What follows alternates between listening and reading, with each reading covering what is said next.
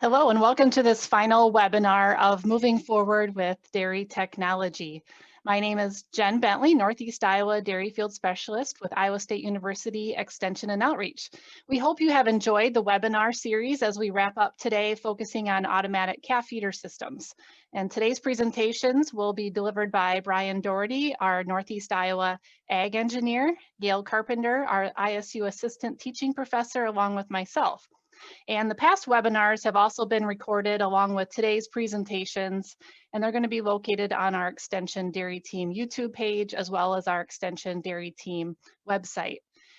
So with that, I'm going to go ahead and launch the start of our automatic calf feeding systems program. Thanks for joining us. Hello, everyone. My name is Brian Dougherty. I'm a field agricultural engineer with ISU Extension and Outreach. And in this session, I'm going to be covering some design and management considerations for group calf housing. So I'll start out with just some general design principles that would apply to all barns, whether it's individual or group housing. And then I'll get into more specifics, things you need to consider if you're going to go with a group housing design. And I want to finish up just talking about some bedding and flooring strategies, because that's really a critical component of making these facilities successful. So the first question you would ask yourself is, why do you want to build a calf barn if you're considering this? Anyone who's ever fed calves in calf huts can tell you that, depending on the weather, sometimes that's not a very fun job, especially when it's cold and snowy. So in general, with a calf barn, you're just going to have better weather protection, for the workers and the calves. So that's one of the driving factors behind the move towards more calf barns that we're seeing. And if it's properly designed, properly managed, you can have, health outcomes that are as good as what you can achieve in individual calf hutches. Here are some guiding principles for barn design. So this comes from the University of Wisconsin Dairyland Initiative. And I think this is a nice list here that can kind of guide how you go about thinking about barn design. The first is providing that adequate feed and water space for each animal, very important. And then providing exposure to natural light and ventilation whenever possible. It is possible to build a fully mechanically ventilated barn, but it's much more challenging to manage that environment in a way that where you have good ventilation and yet you're still keeping those calves comfortable. So that's a tricky balance to achieve. So I would encourage people to use at least some natural ventilation. Then if you need to, you can put in a positive pressure tube system or some sort of mechanical ventilation. That can really be helpful, especially in the wintertime for minimum ventilation rates. So do that on more of an as-needed basis rather than relying on mechanical ventilation for the entire facility. You need to be able to accommodate those calves and heifers in socially stable groups just to reduce stress. And then I already mentioned the bedding, providing a comfortable, dry, deep bedded place for those calves to rest is really critical. And I'm going to show you more information on that later. So general design recommendations, you want a minimum, and again, this is absolute minimum, 30 square feet of bedded space per calf. And the important thing there is that's bedded space. That doesn't include service alleys or anywhere that, that calf would be standing in an area that's not bedded. So 30 square feet minimum, 40 to 45 is better yet if you can achieve that. All in, all out design is a great strategy if you can make that work on your farm. That's not an option for everyone, but it really helps break up some of those disease cycles. And then I would really also encourage people to avoid using, raised deck designs or slatted floors for these younger calves. Again, when you're not using any bedding, it's just very challenging to manage that environment, keep those calves warm enough in the wintertime and still have good ventilation and have enough ventilation in the summertime to, have a good environment for those calves. It's just really challenging to do in those type of facilities. So I mentioned natural ventilation. The keys to making that work, generally you're going to have an open ridge and eave design, a minimum of 412 roof pitch. As you get a shallower pitch on that roof, it makes it a little more challenging to get that warm, stale air to float up and exhaust out the ridge vent. So you want a fairly steep roof pitch, at least 50% open area on the sidewalls and more if you can achieve that with curtains. You want to make sure you don't have wind shadows, so you don't want to be too close to other buildings. And there's kind of a sizing sheet that we can use to determine how far away a building needs to be from another one, depending on how tall and how long those buildings are. So if you're curious about that, you can always reach out. I can help give you recommendations for that. And then an east-west orientation, if at all possible. That does two things. One, it gets you better ventilation in the summertime because you get your southerly winds blowing through that building crossways instead of lengthways, so you have better ventilation in the summer. And it also keeps the hot sun off of the calves in kind of mid to late afternoon. As far as sidewall height, that's really going to vary depending on how wide your barn is. So if you're 40 feet or less, 12-foot sidewall is probably adequate in that case. If you're getting up in that 60 feet or wider range, you're probably going to want to go 14 feet or even taller with your sidewall just to assist with that natural ventilation. And then generally these calf barns are built with some sort of a concrete stub wall around the outside. And if you do that, you want to make sure that's no more than 2 feet tall. Otherwise, that can really block some of your airflow through the building. And then it is an extra cost to add those split curtains, but it does provide you a lot of extra flexibility with your ventilation as far as where you bring air in and how much. So if you can do it, it's a good idea to incorporate a split curtain design. Narrow barns are generally just easier to ventilate, especially if you're going to rely on natural ventilation. That's preferred if you can keep that barn a little bit longer and narrower. You know, the wider it is, the more challenging it is to ventilate. And you're probably going to get into a situation, you know, you get out to that 60-foot or wider range, you might need some mechanical ventilation even in the summertime just to get more air moving through that barn. And then, you know, regardless of the building width, I'd recommend some sort of, you know, positive pressure tube ventilation or something for minimum wintertime ventilation just to have enough fresh air for those calves year round. When it comes to sizing the facility, this can be tricky. It can really be a challenge to get this right because there's so much variation from farm to farm. We can't give you any standard, you know, formula that you can use to determine this. It depends on your breeding strategies. Are you using sex semen or not? You know, are you going to keep any bull calves? There's just so many factors that go into this, but generally, you know, somewhere around 90% heifers compared to the number of cows you have is kind of a ballpark figure, but that can range a lot, again, depending on how you're managing your farm. But you have to take into consideration, you know, how old those calves are going to be when you wean them. You know, what's the seasonality of your herd? You know, how much variation do you have from week to week and the number of calves being born? And then if at all possible, it's a great idea to build in some downtime in between groups. 1 to 2 weeks can really help, again, break up some of those disease transmission cycles. And so that's going to add a little bit to the size of the facility if you incorporate that. If you're going to go all in, all out, you know, you have to think about how quickly can you fill those pens. You don't want too much age variation within a group of calves. So you want to be able to stock that pen over a short time period. You have to factor in, you know, how many calves do you have coming in per week? Lots of different things here. So the University of Wisconsin, again, I mentioned the Dairyland Initiative earlier, they do have a sizing calculator available that can kind of help you walk through some of these different factors to figure out how large of a facility that you need. Now, get more specific with group housing. There are some trade-offs, you know, with group versus individual pens. In general, group housing is just going to be less forgiving of poor management. So you really need to be on top of things because you've got all that calf-to-calf contact happening. There's potential for cross-sucking. We generally see more respiratory disease in group housing situations, not always, but that's kind of a general trend. You have less control over your feed because it's a group situation, potential for more contamination, and it's just a little bit harder to handle those calves for treatments and examinations. So these are all things to consider, some trade-offs that you will have if you go to a group housing situation. Here's a quote here I like from Dr. João Costa from the University of Kentucky. He says, "Don't buy a Ferrari if you can't drive a Civic." In other words, you need to be, you know, in a situation where you already have good management and you're comfortable with that before you go to a group housing situation. Your failure of passive immunity transfer needs to be low. Your mortality rates need to be low. If those are already high and you go into a group calf housing situation, it could be a train wreck. So the other thing to consider is, you know, it's not really a good idea to do this strictly just to save labor.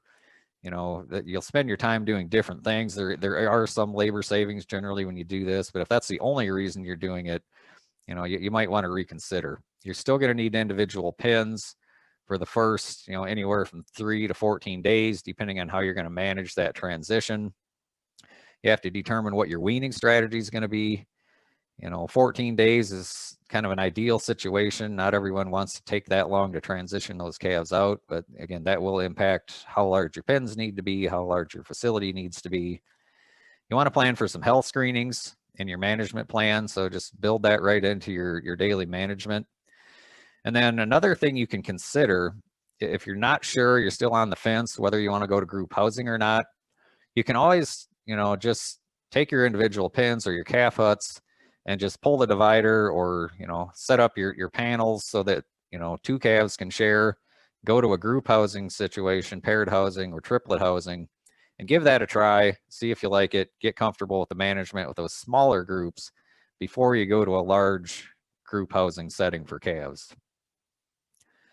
As far as the barn and the pen layout, again, it's hard to give any general recommendations or kind of boilerplate designs because every farm is different. So what I'd recommend here is just get out some sketch paper and a ruler and just kind of sketch everything out on paper. And that can help you think through some of the pros and cons, what you want in the facility, what you can get by without. So there's a lot of factors to consider. Again, your space requirements. You know, I wouldn't recommend going any lower than 35 feet, you know, square feet per calf in a group pen. You know, more is generally better. You have to think about how many pens you're going to have and how you're going to orient those pens. Are you going to line them all up end to end? Are you going to have side by side pens? You know, how's that going to affect your building footprint? What order are you going to fill those pens? How are you going to move calves in between groups? How are you going to set up your gating? All of these things will have to factor into your design, whether or not you're going to use headlocks. And then it's a good idea to incorporate a scale somewhere in the facility as well for weighing those calves. So when it comes to sizing the actual pen itself, you know, inside the facility, again, the huge range here, you know, you can be anywhere from paired housing up to 40 calves in a pen. So it's really kind of up to you and how you want to manage that facility. If you're going to go with the automated calf feeder, like we're talking about in the webinar today, you know, generally 25 to 30 calves per nipple is in the range of what's going to be recommended in that case. You know, 20 per pen is a pretty common size you see in the industry. But when you get into these larger groups, you know, there are more management challenges and there are going to be some compromises when you get into larger group sizes. And it's really critical, again, to manage that bedding, keep those calves dry and comfortable, because the more calves you have in that pen, you know, the more you're feeding, the more manure and urine you're going to have to deal with. So things to consider with large group sizes: you're going to have more competitive interactions between those calves. You know, some research shows decreased feeding time and decreased milk intake, you know, with large groups. It can be a little more difficult to pick out your sick calves when you got a large group. So whoever's working in that facility, managing that facility, really needs to have a sharp eye and be able to pick out those sick calves. The bigger the group is, also, you're generally going to have a wider age range, and you want to try to keep that, you know, as narrow as possible. You don't want a huge age variation of calves within a given pen. And, you know, making the pens bigger can help. You know, you want, again, minimum 35 square feet. 40 to 45 is certainly a good thing, but that still doesn't solve all of your problems. You still got to have access to feeders. You still got to deal with your wet bedding and make sure you're on top of that.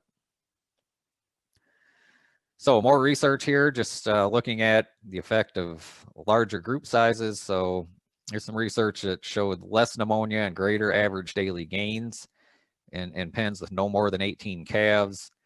You know, socially stable groups are associated with greater average daily gains, and continuously adding calves to a pen is associated with lower daily gains. So if you're in a situation where you only have maybe 1 or 2 pens and you're constantly bringing calves in and taking older calves out, you don't have an all in, all out, that is associated with lower daily gains in those calves.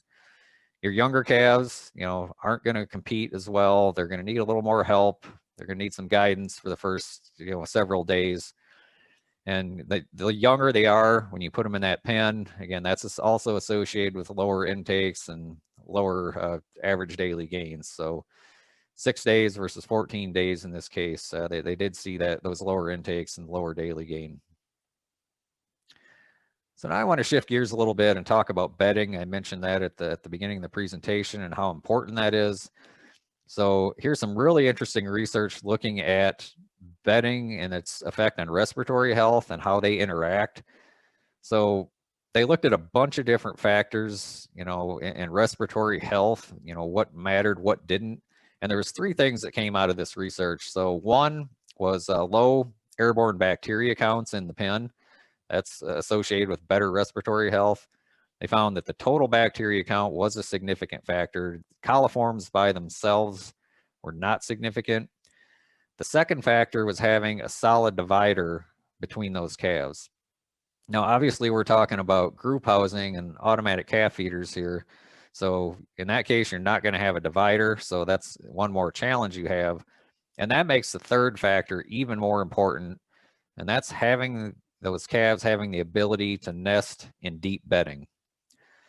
So what do we mean by nesting in deep bedding? So what they did in this research is come up with different nesting scores, and that was based on whether or not you could see those calves' legs when they were laying down. So a nesting score of 1 meant that their legs were entirely visible when they were laying down. A score of 2, they were partially visible. And then a nesting score of 3, as you can see in kind of the lower right photo there, is you have enough deep, fluffy bedding that their legs generally were not visible when they were lying down in the bedding. So what did that look like when they made those comparisons? So this is a graph showing the prevalence of respiratory disease, plotted against airborne bacteria counts on the x-axis there. So you can see that the 2 lines in the top there are for the nesting score of 1 and 2, which is your shallower bedding, compared to the nesting score of 3, which is the curve on the bottom. So you can see just much lower prevalence of respiratory disease with that higher nesting score. So again, bedding is critical. It can have just as much of an effect on your respiratory disease as ventilation does. They found that nesting score of 3, the only way that they could consistently achieve that was with long straw. Chopped straw, shredded corn stalks, bedding similar to that, a nesting score of 2 is kind of the maximum there. And then wood shavings was associated with a nesting score of 1. And so Dr. Ken Nordland at University of Wisconsin, this isn't, research here, but just his clinical opinion after, lots and lots of observations, were that calf blankets were the equivalent of 1 nesting score. So for example, if you were using chopped straw and you had a score of 2, you could put a calf jacket on that calf and have the equivalent of that 3 nesting score. And he really believes that you have to have that nesting score of 3 if you're going to have acceptable results and have good respiratory health in these group housing situations. And again, just kind of to drive home the take-home point here is you can do just as much to prevent respiratory problems with bedding as you can with good ventilation. They're both important, and they both need to be taken into account. That bedding needs to be dry. That's the other key. So here's more research looking at different bedding materials over concrete. So they looked at just individual pens in this case, but the same thing would apply in a group setting. They took samples from 225 different pens, and this was in the middle of winter, and the average moisture content of that bedding was 52%. Those calves are basically laying on a wet sponge. So your bedding can go either way. It can help you or it can hurt you. It can be a nice dry nest for those calves to protect against the cold, or it can actually chill those calves if you're not keeping it dry enough. And concrete floors in general are just associated with, wetter bedding. They don't drain as well, and they just add more management challenges. So you can make them work, but it's a little bit extra management and a little bit more thought going into the design with those concrete floors. The other issue here with concrete, depending on which direction that liquid's flowing from the concrete, if you've got a slope, you don't want that flowing into your service alley where people are going to be walking through that, because that's just one more way to transmit disease around the barn. So drainage below the bedding is really a good idea. So here's one way that you can do that. you can put down a base of about 18 inches of gravel, and then underneath that you have a 4-inch drain tile that takes the liquid that drains through that gravel and gets it out of the barn. So this is a nice way to do this, you know, and then every time you clean those pins out, you're going to scrape a little bit of that gravel off. So that there are some downsides to this as well. You will have to replace that gravel depending on how it's managed, you know, generally 1 to 3 years. It's going to tend to plug up over time with straw. So you're going to have to replace that gravel with fresh. But again, that can really help with your preventing your disease transmission as well. So that's a nice way to manage these facilities. If you don't want to mess with that, you don't want to deal with that, you really want the concrete floor, there are some things you can do to make that work better. And one is to avoid using shavings or sawdust under your straw to absorb liquids. It might seem like that's a good idea, but what it basically does is just traps that liquid in place. A better strategy here is to put a slope on that floor, 2% or more, and get that liquid to the edge of the pen, get it away from the calves, and slope it away from your service alley as well. You don't want that, again, running to where people are going to be walking through. Or if you need to slope it that way, put in a gutter at the edge of the pen to take that liquid out before it gets into the service alley. So it probably applies a little bit more to some individual pen barns, but you can also mound that service alley, you know, again, and kind of get the liquid to run off that as well into some sort of a gutter system, so people aren't walking through that and tracking it around. Another thing you can do with concrete floors, again, you can still use the drain tile option, but you just cut a channel in the concrete, you know, slope that floor to whichever direction you need to, depending on your barn design. Again, 2% slope, and then put a, you know, 10 to 12 inches of gravel over top of a drain tile and use that. So it'd work very similarly to the gravel-based system, but you're just sloping your concrete to a central drain rather than using gravel. So just to summarize kind of what I've talked about here today, properly designed, well-managed calf barns can provide, you know, equivalent results to what you could get in hutches or, you know, maybe well-managed individual pens. You can do just as good in group housing. It just takes, you know, top-notch management to make that work, and you need good barn design as well. Otherwise, you'll be fighting an uphill battle on the calf health side. You need to think about, you know, sizing that facility so you've got adequate space for each calf, and then ideally you've got some overflow capacity as well for those, you know, fluctuations over the season and, you know, when cows are calving in, and also hopefully to provide some downtime when you clean that facility out in between groups. And then finally, again, that deep dry nest of straw for calves is really critical.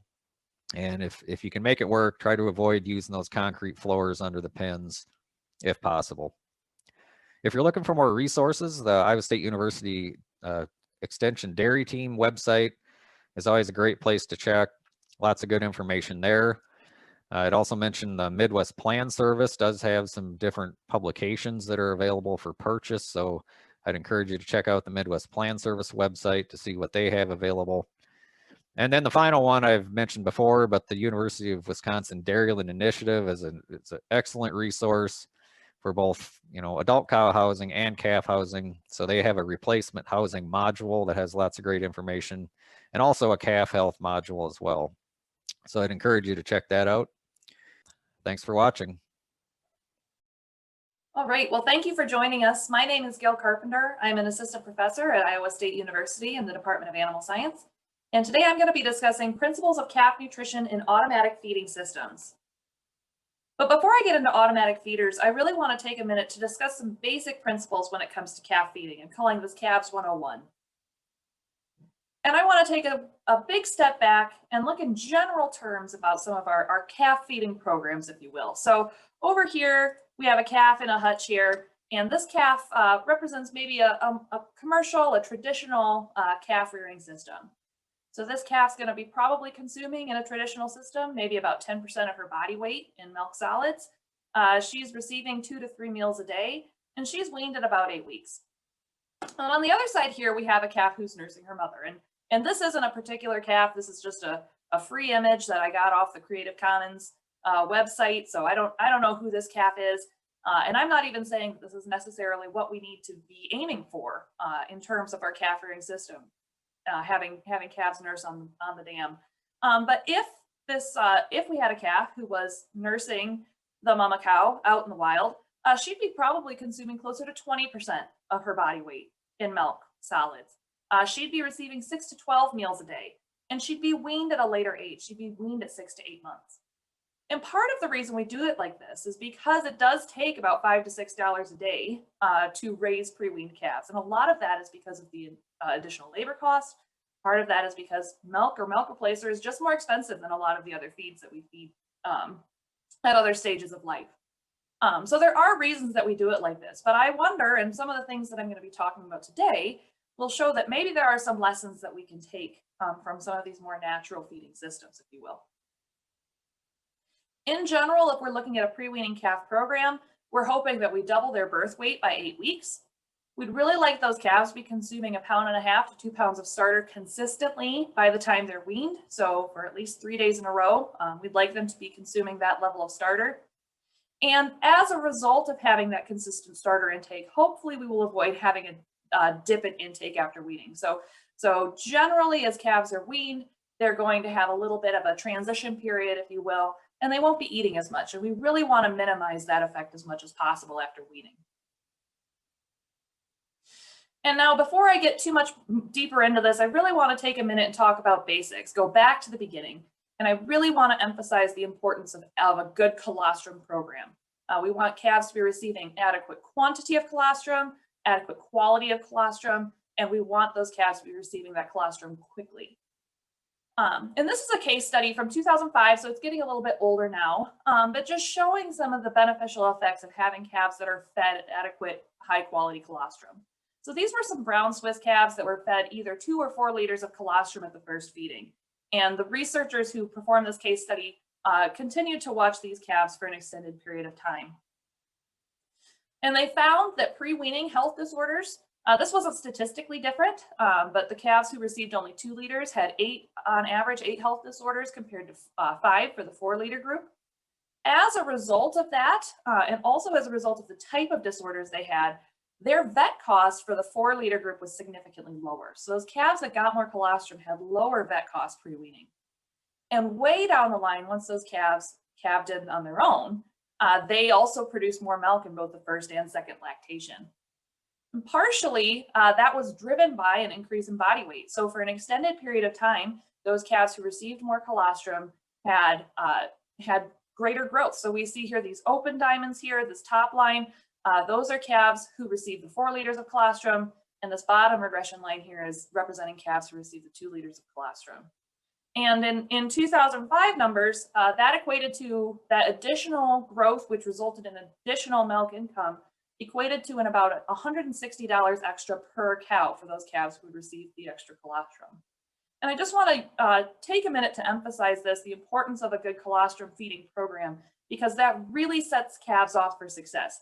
Regardless of if we're talking about automatic calf feeders or if we're talking about calves and hutches or any sort of system that you have for feeding calves, making sure that we're starting them off on the right foot with a good quality colostrum quickly after birth and in adequate quantities is incredibly important. Now we could even take a step back here and say, you know, good calf management starts with good colostrum. Well, maybe good colostrum management starts in the maternity pen, and actually good maternity management starts in the close-up pen, and good close-up care starts in the dry-off pen, and maybe good dry-off care starts in the low-producing, the late lactation cow pen. So I could keep going back, but dairy farm is a system, right? And it does all tie together eventually. But I had to draw the line at some point, and colostrum is incredibly important when it comes to calf rearing. We also have seen an increased interest in recent years in transition milk and feeding transition milk. And that's also an option for calves on a variety of different systems as well, but maybe getting a little bit outside of the bounds of today's topic. Now, you've probably seen some values like this before, some similar relationships reported in other presentations at different points in time, looking at accelerated or intensified pre-weaning growth programs. So these values are from Sobron and Van Amberg, their 2013 study. And they found that every 100 grams per day of milk or milk replacer intake, pre-weaning improves first lactation production by about 95 pounds of milk. And And I'm sure you've seen values and relationships like that in other places as well, really emphasizing the importance of getting adequate milk or milk replacer to those pre-weaned calves. Now, I want to present to you that this is maybe a little bit more nuanced than this. So this is a study published out of Penn State a few years back, and they looked at different management aspects that were correlated with either improved or decreased first lactation production. And some factors they found that were associated with improved first lactation production was weaning dry matter intake, weaning DMI. They also found body weight at first calving was highly correlated, as well as days treated before 4 months. And what I'm going to be emphasizing a lot in today's presentation is this weaning dry matter intake and the importance of adequate weaning dry matter intake. Now, when we're looking at decreased first lactation production, some of the things that we might see there that are correlated are the delivery score of the heifer herself. Again, emphasizing the importance of adequate maternity management. Interestingly, the days of illness before 4 months was also correlated. So we see here that correlation with increased first lactation production, we have days treated before 4 months, whereas days of illness before 4 months is associated with decreased production. And this is just, it's a little bit, correlation causation argument there. And, we could spend some time maybe teasing apart what the differences there are. The authors of that study generally assume that if a producer is more likely to be treating calves, more actively managing those illnesses and treating calves, that means that in general, they're a more active manager, paying closer attention to their animals and making sure that they are engaging with that management process there. Whereas calves that are just sick and not necessarily getting treated, that might be an indication of less intensive management. And I put here increased age at first calving, and I'm not going to get off on a tangent on that. That is associated with decreased first lactation production. But obviously, we know that there's a happy medium with age at first calving where you also don't want to go too young either. Now, to get back to the discussion of pre-weaned calf health, this is another Penn State study here, and here they showed, and you'll see other experiments that show similar things. This is kind of just a well-known fact that as you really push that dry matter intake from liquid feeds, it will often come at the expense of decreased starter intake. So as we really push those calves to be consuming more feed in liquid form, we will often see that starter intake also decreases. So we really get good, efficient growth from that milk or milk replacer intake, but if we're not careful, we can have the effect of depressing starter dry matter intake. And we just saw in the last slide that weaning dry matter intake, that starter intake around weaning, is correlated to that improved first lactation production. So we want to be careful, even within those accelerated or intensified feeding programs, that we don't harm the starter or solid dry matter intake. And in the same experiment here, they showed that at over ½ a kilo a day, so about a pound a day of average daily gain, there is that positive correlation with average daily gain pre-weaning and 305-day milk yield once those heifers calve in and become cows that are producing themselves. So just kind of taking a step back again, looking at some of these pre-weaning impacts, these studies have shown that pre-weaning growth rate, the milk or milk replacer intake, and starter intake are all positively correlated to first lactation production. There's actually a synergistic relationship between that liquid and solid intake, where if we can improve both of those, we have added benefits. And that relationship with average daily gain happens at over a pound of average daily gain a day. And I'll just say before I move on from this conversation that all of this actually only accounts for about 3% of variation in first lactation production. So there are a lot of bottlenecks along the way, and there are a lot of management factors that we need to consider from birth up until that first calving to really maximize that first lactation production. And pre-weaning growth, pre-weaning milk, and starter feed intake are all incorporated into that. Now we're looking at the importance of solid feed intake at weaning. It is one of the key factors for weaning. So we really want to make sure that we have adequate rumen development at that point, and that is driven by sufficient solid feed intake.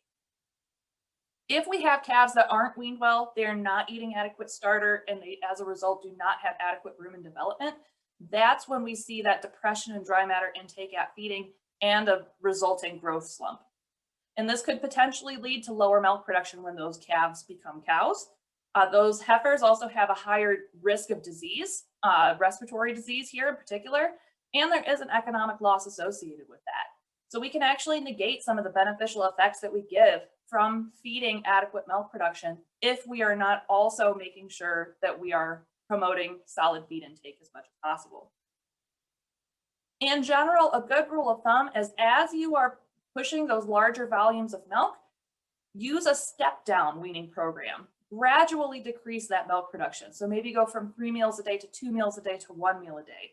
And as you use those larger volumes, make sure that that step-down period is extended over a longer period of time. So when we're using these step-down weaning programs, in essence, it's a balancing act. And we're balancing that maximizing efficient growth that we get from that liquid feed intake, that milk or milk replacer intake, that really drives that efficient pre-weaning growth. We're trying to balance that with also increasing our starter intake as much as possible. And if you've been paying attention and remembering what this whole presentation is actually about, you can probably see where I'm going with this. So I'm gonna move into this discussion of automatic feeding systems. And I wanna take us back to that slide that we started with, looking at these 2 different calf feeding programs, so to speak. So with these automatic feeders, we're able to get calves closer to this natural feeding behavior. We're able to push that increased milk intake in pre-weaning by incorporating more meals per day. A robot is going to cost pretty much the same amount to feed 6 times a day as it will to feed twice a day, unlike if you have somebody going out to calf hutches and feeding an individual person feeding those calves. Now, when we look at some survey data that the Iowa State Extension has collected on precision technology, this question here was around the idea of management changes that have been made to improve utilization of these automatic calf feeders. And that really emphasizes some of the points that I've been talking about this whole time. We are able to use these, and producers have been able to use these automatic calf feeders to improve utilization and improve their calf programs by increasing the amount of milk replacer or pasteurized waste milk that they're feeding. And they've also been able to implement step-down weaning processes. And those step-down weaning processes will, again, improve that calf starter consumption before those calves are weaned.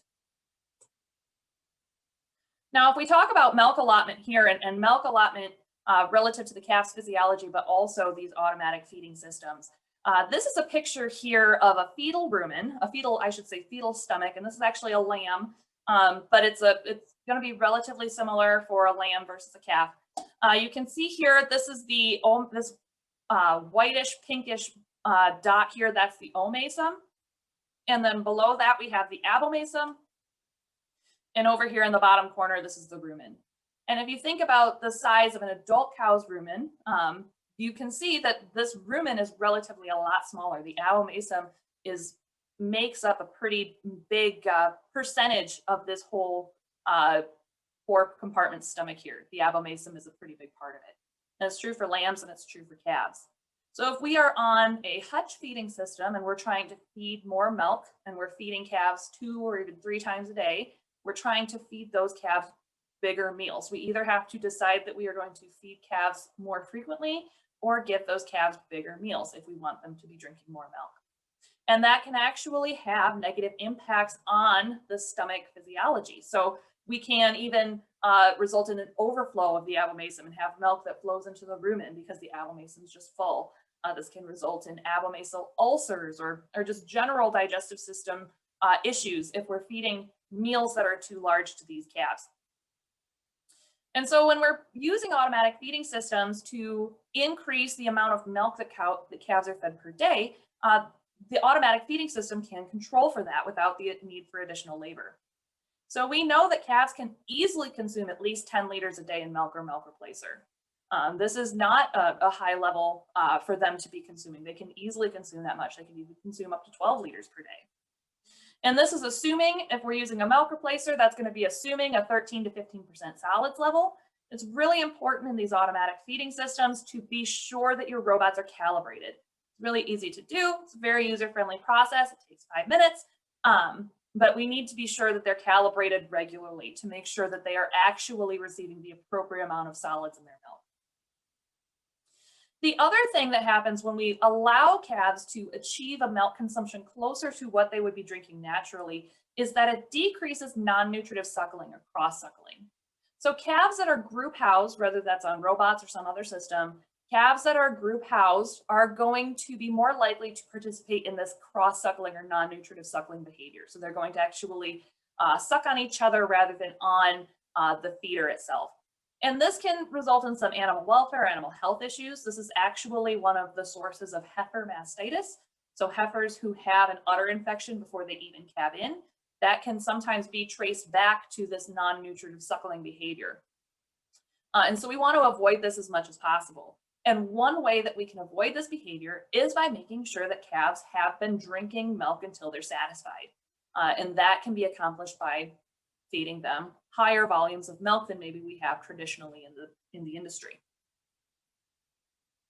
Calves on automatic feeders will consume probably around 4 to 6 meals a day typically. And oftentimes when we are setting some of those thresholds for different groups of calves or for individual calves, these younger calves who have just been moved onto the feeder, oftentimes we will allocate them smaller meals. And so they'll be cut off at a smaller meal level and go up more frequently.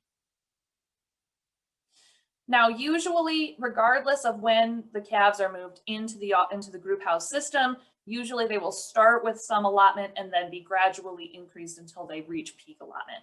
So there's going to be some amount of increase over the first couple days or few days even that they're in that feeding system. And the sooner we allow those calves to reach that peak allotment, generally that's associated with better health outcomes. So really allowing those calves to meet their nutrient requirements through milk intake in automatic feeding systems is associated with more positive health overall. Going back to some of that survey data, this is some information showing the top 3 data points that are often utilized by producers who use robotic feeders. Number 1 here is milk consumption, 2 is drinking speed, and 3 is number of visits. And these are all very useful indicators. So you'll go in to your room or your barn where your robot is, and usually, regardless of the system, it will give you some alarms, right? It will alarm any calves that the system has flagged as suspicious. And often those are based on one of these 3 things. I want to highlight here drinking speed. Drinking speed is a really great indicator if you have a calf who's about to be doing very poorly. So drinking speed can be a great hint, even if a calf isn't showing any clinical symptoms yet. It can be a great hint that that calf should be monitored more closely because they may be about to show some more clinical symptoms. So all of these data points can be useful. Drinking speed is personally one of my favorites. And again, when we get back to weaning, this can be done successfully in automatic feeding systems. And that's actually one of the benefits, in my opinion, of these automatic calf feeders. So we see here, this is just an example of a schedule or an allotment that a calf might have while she is on an automatic calf feeder. And so this, you see here, the days on feed in this particular example is 49. So she's in this system about 7 weeks. So maybe she's moved in at around a week of age or so in this example. And here we see, she starts at that lower level of feed intake. And then over the course of a couple days, 2 or 3 days here, she is increased to that peak allotment, that maximal allotment, which in this case is 10 liters. She's maintained on that level of 10 liters for 5 weeks here. And then over the last couple weeks while she's on this feeding program, she's decreasing over 14 days, she's decreasing down to 2 liters of milk. And this is not the only way to do it. There's different variations on this, but this is just an example. And it really shows here, you see this is a step down program, but you don't see a step, right? This isn't, I'm going from 3 meals to 2 meals to 1 meal. This is a very gradual reduction over the course of several days. So it's something that really ties in well with the calf's natural behavior. It coaxes her to start consuming her nutrients from other sources, so in this case, starter intake, but doesn't result in a high level of stress to that animal because it's something that's gradually occurring. Now, in some systems, you may have the option to do this by the calf's age or days on feed, the calf's size or body weight, or even the calf's starter intake.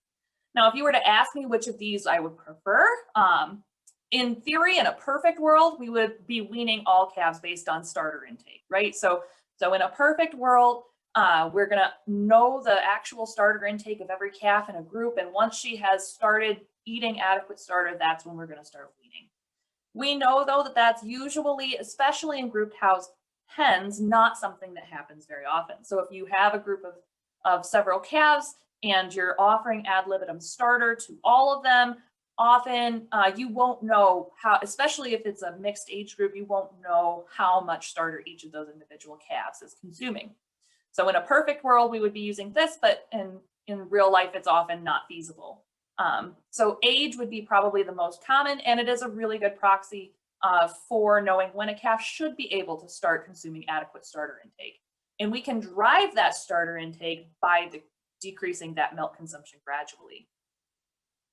So some of the benefits of gradual weaning, as I've talked about, and I've been harping on quite a bit here, as we improve that starter intake, we are going to ultimately improve our post-weaning growth. And this too does decrease that non-nutritive suckling behavior. So this will actually, because it happens gradually, she doesn't necessarily notice that it's happening. She just starts eating more starter in lieu of those nutrients from milk replacer. That can in turn kind of decrease some of that non-nutritive suckling behavior because she doesn't feel hungry for milk the same way she would if we had a more abrupt step down. I want to kind of start wrapping things up here with the calf success checklist, and I'll probably the things that are most pertinent to this presentation would be the items at the top of this list, because those are more directly related to nutrition. So first of all, I want to emphasize that clean ad libitum water access is critical for calves. We tend to think because calves are consuming milk or milk replacer, and that's a liquid, that they don't need water, but they still need to have water access. And of course, just like with our adult cows, that should be clean water. It should be readily available, and she should have easy access to it. We also want these calves to have ad libitum access to starter.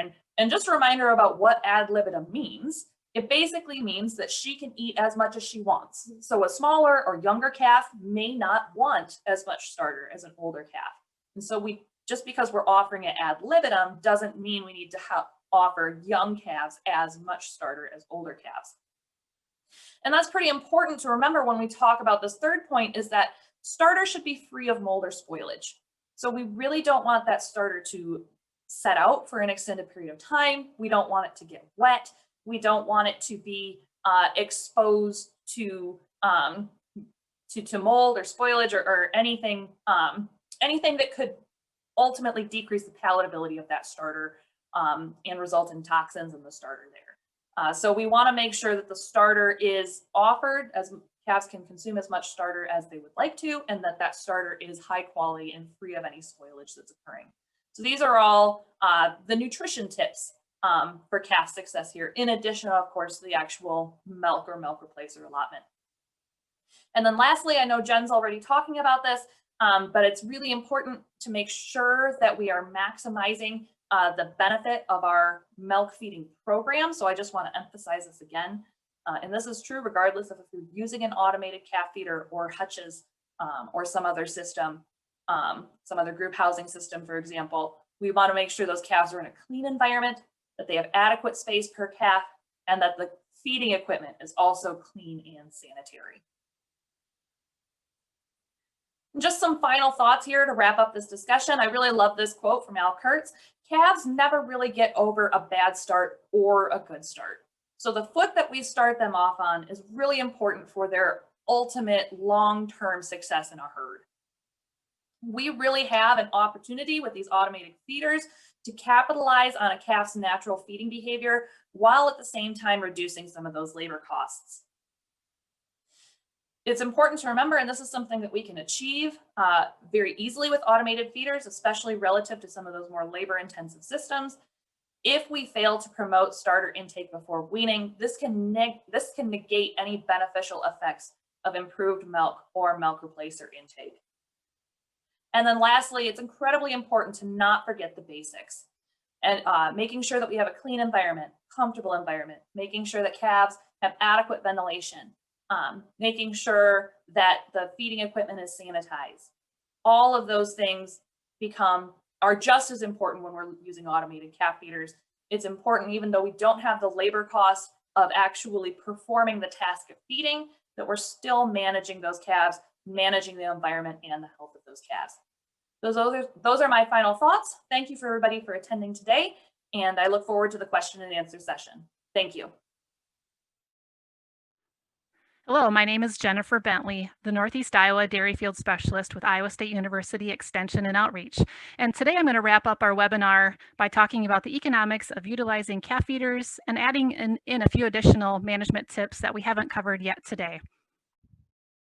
There are quite a few factors that go into the decision-making process of implementing automatic calf feeders with our producers. In our recent surveys, our producers have indicated that they want to raise better calves, they want to improve working conditions for their employees, and they also want to provide more milk to calves without increasing labor. So those are some of the reasons why they want to go towards an automatic calf feeder.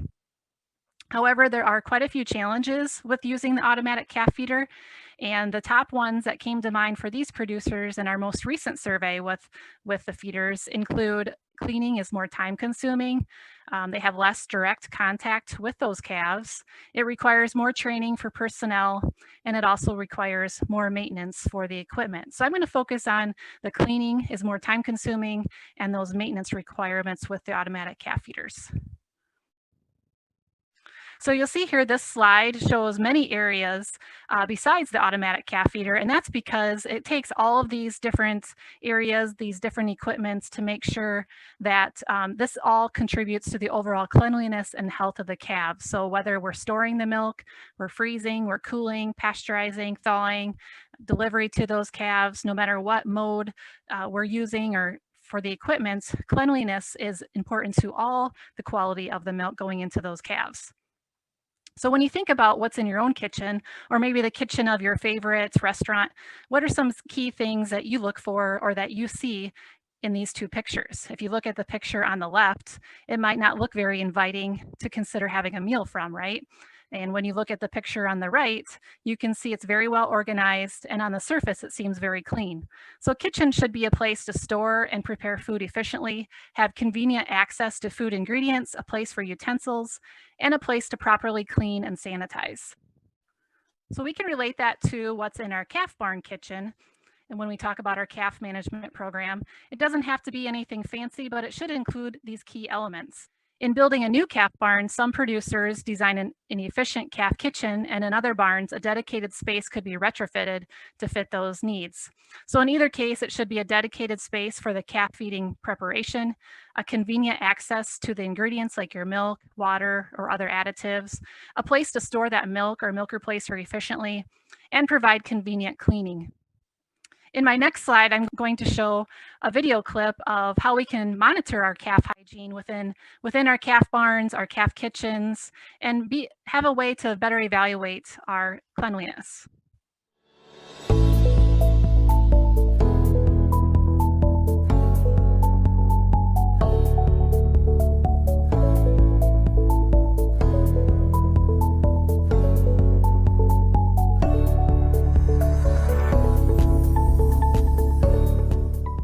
Monitoring cleanliness and hygiene is relatively easy to do on farms using the techniques that are used in the food industry.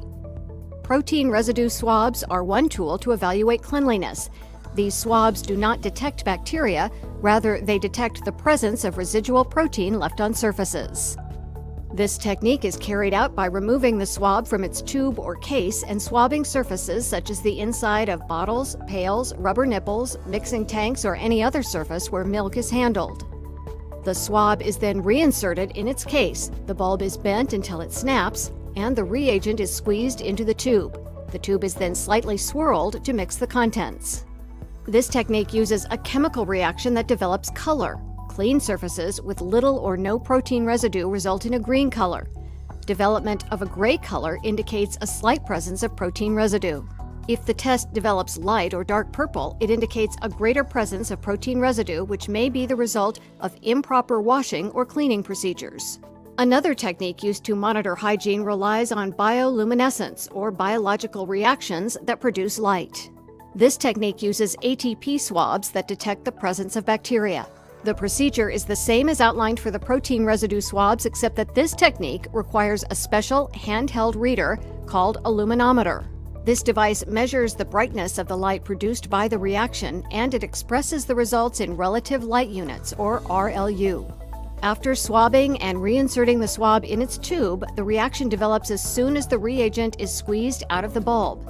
At this point, the whole tube is inserted into the luminometer. The device then takes a reading and displays the resulting RLUs. When bacteria are present, the reaction will produce light. The brighter the reaction, the greater the bacterial presence, and the higher the number on the display. A benchmark for this technique is a reading below 100 RLU, or the lower the better. In summary, clean and dry feeding equipment and instruments help keep healthy calves. Proper washing procedures include water, detergents, and disinfectants. A sanitizer may also be used to reduce bacterial count. Monitoring cleanliness is a relatively easy and simple procedure that can be done with either protein residue swabs or ATP swabs. For protein swabs, the results should develop a green color, and for ATP swabs, the reading should be less than 100, the lower the better. We hope this video provided general guidelines for monitoring hygiene and cleanliness in the calf kitchen.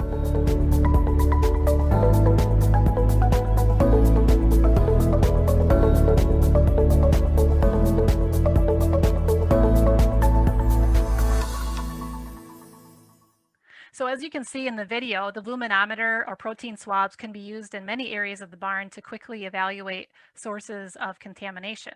Basically, anywhere residue resides, that fat and protein, the ability for that to accumulate, that's where you want to be sampling. Difficult areas to clean, such as your colostrum, collection buckets, lids, nursing bottles, nipples, and then also all of your automatic calf feeder equipment, including the hoses and additional equipment that goes along with that. Those are all good sources that we can contaminate. So while automatic feeder technology is nearly self-cleaning, there's still a lot of routine maintenance measures that producers need to take. If we don't routinely maintain the machine, it's not going to properly function like it should, and then that's going to lead to both challenges to the machine itself and then overall health risks to that young calf.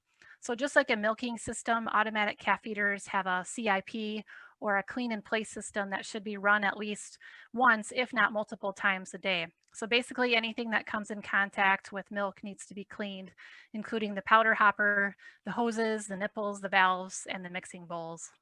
This is just kind of a good way to evaluate your whole overall program.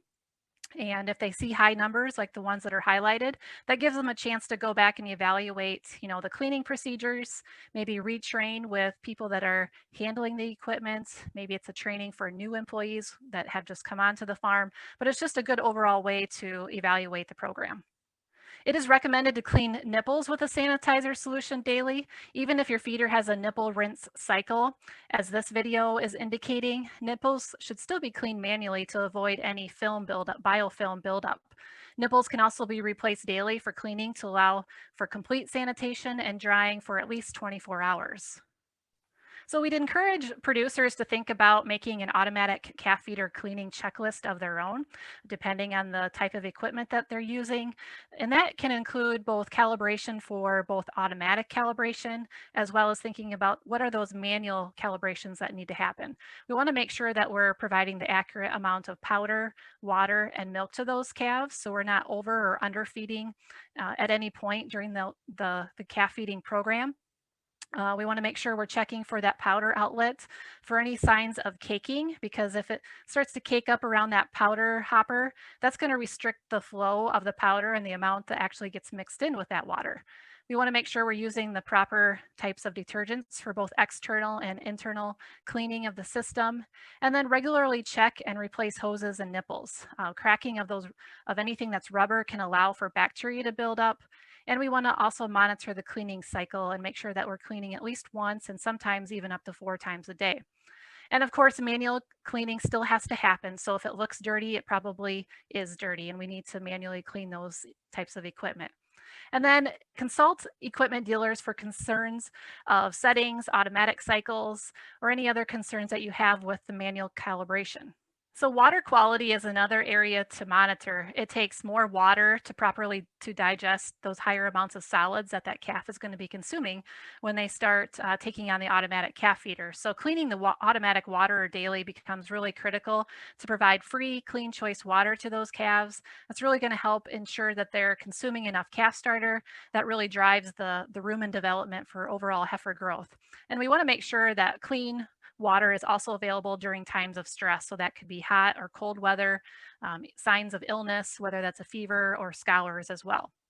So it's important to recheck our water quality at least annually, or when we think calves are not performing like they should be. That might be a good time to go back and recheck the water quality at both the automatic calf feeder as well as where they're getting that free choice water within the pens. So if we see signs of elevated levels of E. coli or coliform counts, it will directly impact that calf and its growth and its overall immune system. So instead of that calf trying to fight off bacteria or viruses from other things, it's going to use its immune system to fight off these elevated levels of bacteria coming from the water. So if high levels are noted, it's important to visit with your veterinarian or your local companies who install or who can install a water treatment system. So those are some of the management tips I wanted to include with Gail and Brian's presentations here today. I now want to move my attention over to the economics of automatic calf feeding systems. This is a spreadsheet that Iowa State University Extension and Outreach Dairy Team has put together over the years, and it really has helped producers make a management decision whether they want to implement an automatic calf feeding system, and also kind of look at the variables that go with deciding to put one of these systems in. So this spreadsheet is available on our Extension Dairy Team website, and you'll notice the items in blue are where you can put in your variables, and so you can mess around with the spreadsheet and put in different targets, put in different prices, depending on what type of system that you're looking at. But for the webinar here today, I did put together an example scenario that we're going to run through. And so for this example, I used a 200 cow herd, and they're raising both heifers and bulls. So a total of 95 heifers and 95 bulls that are going to utilize one automatic calf feeder with 2 feeding stations. So this example, they're going to reconstruct a part of their building or retrofit the building. So we put in a value of about $25,000 of additional construction that's going to have to happen to implement this type of system. And then this example purchased the feeder for $18,000. And they also purchased some additional computer software system that cost $4,000. And again, these are prices that could be inputted depending on what you're getting for a price for an automatic calf feeding system. So this example expects a 10-year useful life, as we feel maybe 7 years is too conservative and maybe 15 years is too risky, just depending on the changing of technology, how fast it's changing. So we put in 10 years of value life. So after the 10 years of valued life, what is that feeder worth? About $1,800 or 10 to 20% of its purchase price. So we used an interest rate at 5.5%. Insurance rate is the rate per $1,000 of the value of the feeder. And we increased the insurance value to $30,000 for the increase in the value of the automatic feeding system, as well as the calf housing that went along with it. So feed intakes and changes are where we're going to see the most variability within farms, just due to the amount and the cost of milk being fed based on management decisions. So depending on what you were used to feeding to what you're going to be changing to, this could vary either maybe just a little or a lot. So a milk replacer here, we used a cost of about $1.90 per pound. Was used with a range of about $1.20 to $2.10 per pound, just depending on the type of milk replacer that's going to be used. Of course, if we were using pasteurized or whole milk, we want to put a value on that milk as well. And so right now we put in a value of $19.30 per hundredweight. Again, this can be changed based on the current milk price, as well as how do we value that waste milk? Is it based on the cost of production? Is it based on the price that we receive for the ship milk? Or is it local waste milk market value? So in this example, calves are currently being fed a milk replacer at a rate of a pound and a quarter pounds of powder per day. And notice those ranges can be from 1 to 3 pounds per calf per day. And this is based off some survey work that we did with producers utilizing individual versus automatic calf feeders. And so this example, they're actually anticipating increasing the amount of milk replacer to about 2 pounds of dry matter per calf per day. And then you'll also note in this example, they use a 56-day feeding period with 7 days in the weaning stage. So we define that weaning stage as those 7 days we're going to cut that milk replacer rate in half. So it is possible if we have an automatic feeder, we could see some improved body weight gain and improved feed efficiency. So we could potentially reduce our weaning age to closer to 49 days, depending on our management system. So in this spreadsheet, we do not account for the milk fed and cost in the starter pen. So we acknowledge how many days they anticipate those calves to be in that individual pen, but we don't actually account for that in the cost of this spreadsheet. So in this example, we're going to individually feed those calves 5 days before they move into that group housing. So they're going to also stay in that weaning period for 7 days. And that can range from anywhere from 7 to 14 days, depending on the feeding program. We also looked at, is there going to be any potential for any anticipated dump milk per day? And really that's going to depend on the stocking density of the pen. If the calf does not drink all of its milk and there's not another calf up there to consume it, or that temperature of that milk gets cooled too much, that milk is just going to be automatically dumped. So this is really going to vary depending on the stocking density of the pen. If the pen is at full stocking density, you might not see very much dumped milk. However, if the pen is low in numbers, you may see a little bit more milk being dumped. We also looked at calf starter costs. And so in this scenario, we put in 30 cents per pound of dry matter, which can also range depending on the nutrient content, brand, or if we're using some homegrown products. So for this one, it was estimated the total consumption for the feeding period to be about 90 pounds per calf. But we do know that due to socialization and the ability of that younger calf to follow those older calves, they may start to increase calf starter at an earlier age. So we could see an increase of about 10 to 20% consumption in calf starter. So moving it up to about 100 total pounds of dry matter fed through the feeding period. So labor efficiency is one of the reasons producers want to make a change in their calf management program. An automatic calf feeder allows for the current time being spent feeding and managing calves to being reduced to just management and health of the calves. So in this example, 8 minutes per day per calf was being used. And this labor is really only mixing, delivering, and the cleaning of the feeding equipment. So several studies in group housing now have estimated about 1 minute per calf per day in labor.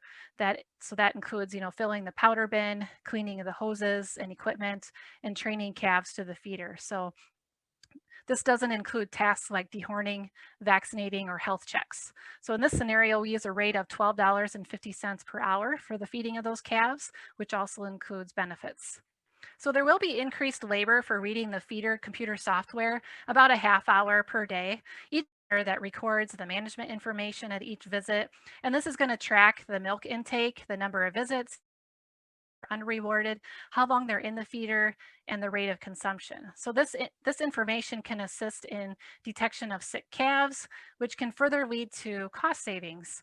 So a half hour per day in reduction in the amount of time was spent in hiring, training, and overseeing employees who feed the calves was used in this example as well. Calf health changes is another area that we look at when we go from individually housed calves to automatic calf feeders. And this can be highly variable depending on the facility layout, the ventilation, and just our overall calf management. But we can generally assume through research that our incidences of diarrhea or scours may decrease, while our respiratory cases may increase due to going from individual to a group housing type of system.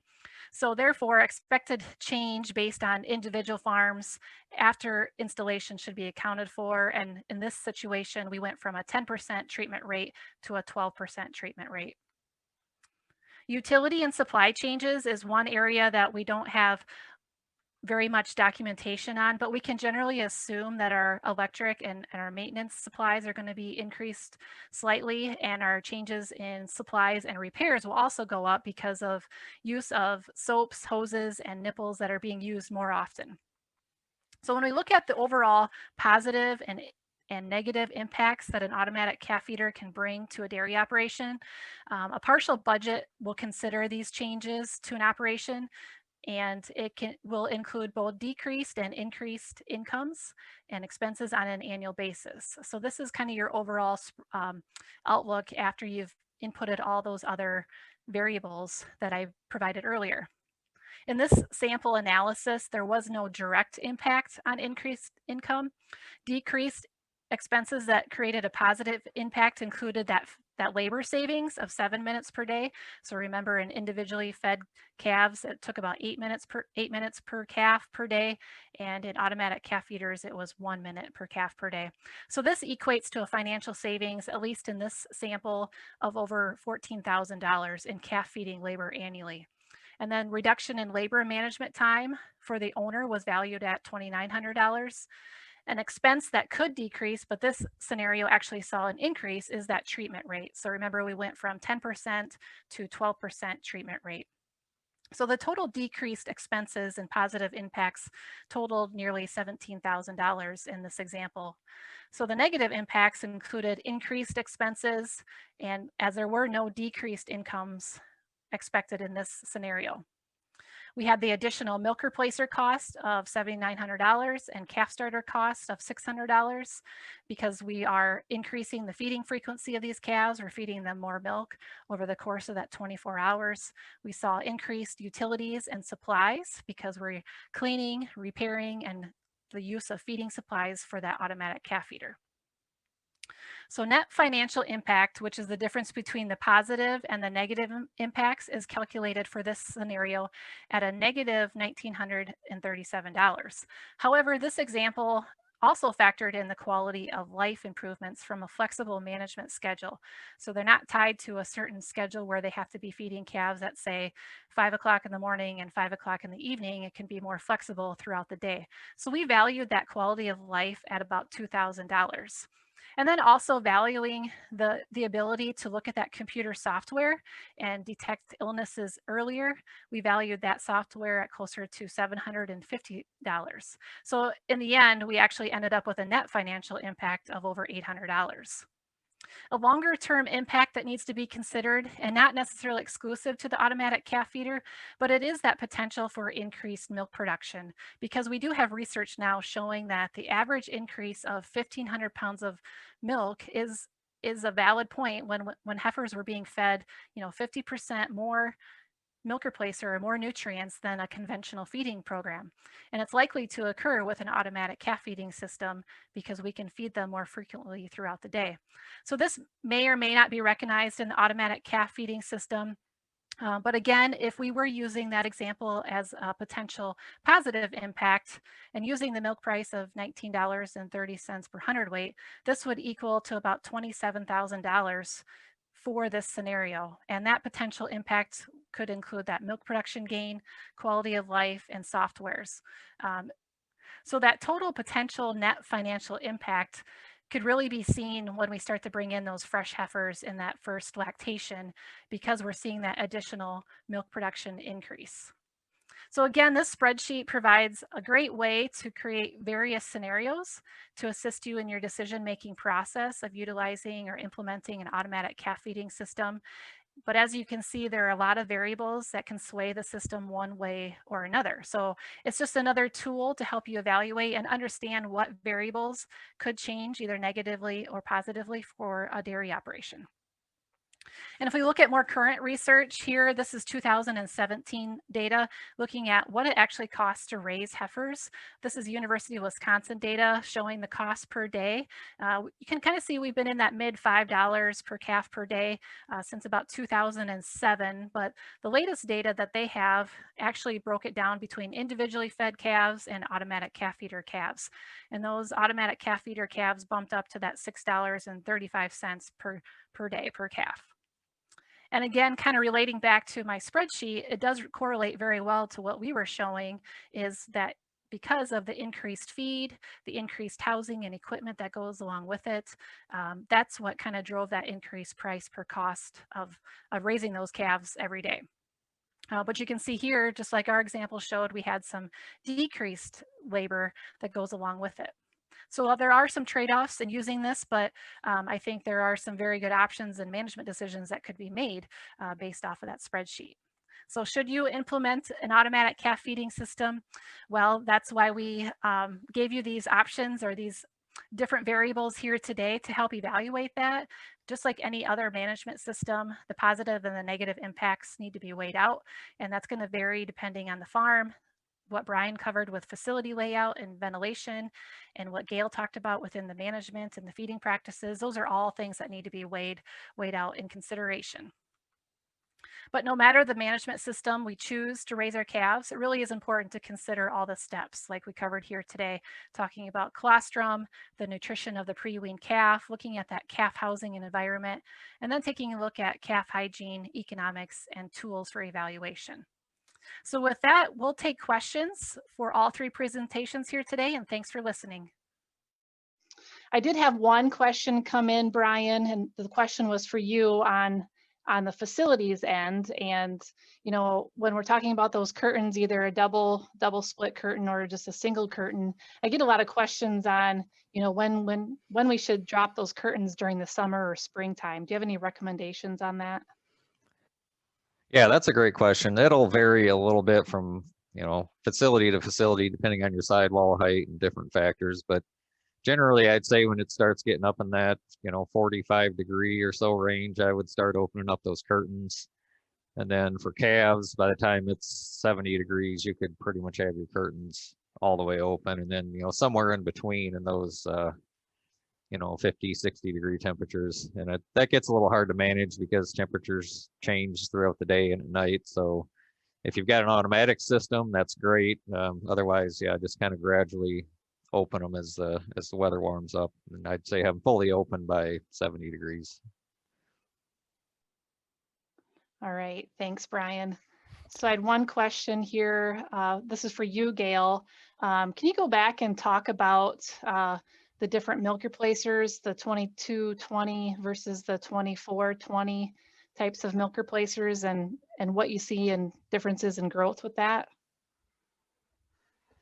Sure. I didn't really talk about that much in the presentation. I am kind of the opinion that as long as we are improving growth, that, you know, I generally have a preference toward more accelerated programs. Usually that comes as a result of feeding higher levels, but also, you know, as a result of just feeding higher nutrient content feeds. You know, in the winter, of course, we're hoping to get more calorically dense diets into some of those calves. So I think in the winter it becomes pretty important. Sorry, I was distracted by the chat. So in the winter, we want to make sure that those calves are getting plenty of energy. And often that can come at some of those higher density milk replacers. But I'm of the opinion that if you're getting growth one way or the other, that can come from 2220, it can come from a 2420, it can come from waste milk. And I see Fred has asked when water should be started. You know, if we're in an automated calf feeding situation, right, where we're group housing calves, there's no reason that can't be available when calves are moved in, because you're generally going to have some sort of water in the pen often. I don't know, Jen, you talked about water a little bit too. Did you have anything to add to that? Yeah, I think you're right, Gail. You know, when they're an automatic calf feeder, generally you're going to have probably an automatic water out in the facility. But, you know, depending on how long you're leaving those calves in individual pens, you know, if they're in there for 14 days, they should already be exposed to water, I think, before they get into that automatic feeder. I think within a couple of days after being into an individual pen, start offering them water. It's not going to hurt, to start in getting that water into them so they can start using that for calf starter consumption. And you brought it up too, Jen, that they pick up a lot of those behaviors a lot more quickly when they're group housed, because they do have some of that social learning that goes on there. So even better to have water in there sooner for them. Yep. So again, appreciate everybody being on the webinar here today, and really appreciate Gail and Brian for presenting on facilities and feeding management practices of automatic calf feeders. And so we'll conclude this webinar here today. We're going to record it, and it will be archived on our Extension Dairy Team webpage. So you can go back for further viewing or share it with other people who might find it very useful. So again, thanks for everybody for being on, and hope you have a good afternoon.